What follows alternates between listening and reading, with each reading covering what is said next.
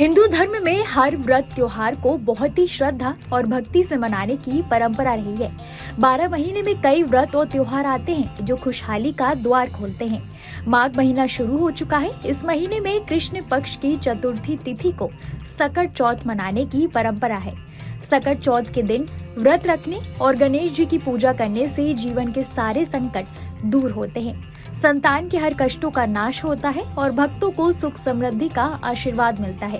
इसलिए इस व्रत का हिंदू धर्म में बहुत महत्व है।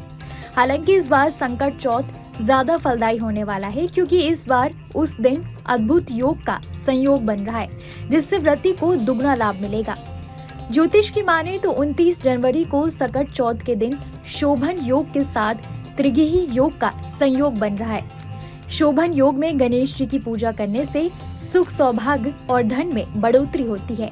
ये योग 28 जनवरी को सुबह 8:51 से शुरू हो रहा है, जो 29 जनवरी सुबह 9:44 तक रहने वाला है।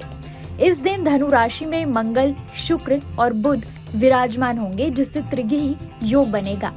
ऐसे में इस दिन गणपति की सिंदूर दुर्वा से पूजा करने पर तीनों ग्रहों की कृपा प्राप्त होगी।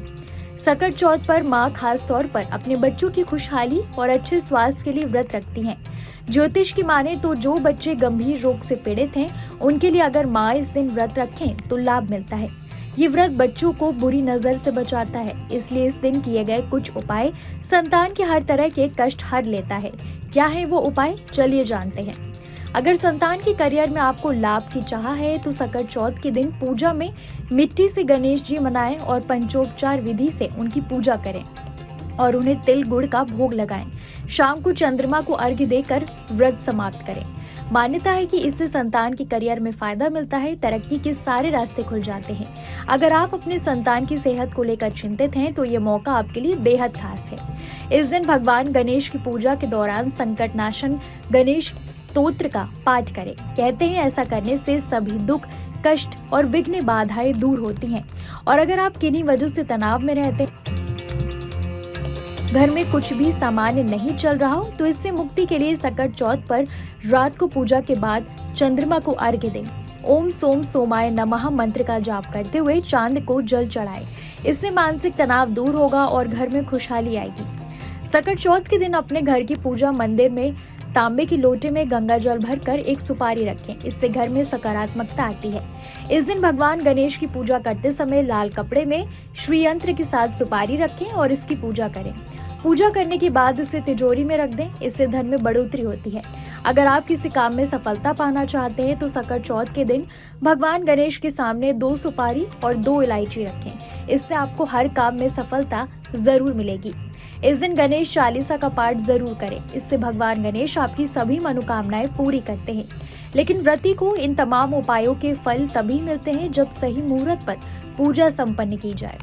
तो हिंदू पंचांग के अनुसार सकट चतुर्थी की शुभ तिथि की शुरुआत 29 जनवरी को सुबह 6:10 से होगी, जबकि इसका समापन अगले दिन 30 जनवरी को सुबह 8:54 पर होगा। ऐसे में इस साल सकट चौथ का व्रत 29 जनवरी 2024 को रखा जाएगा। अब जान लेते हैं कि सकट चतुर्थी के दिन की पूजा का विधान क्या है।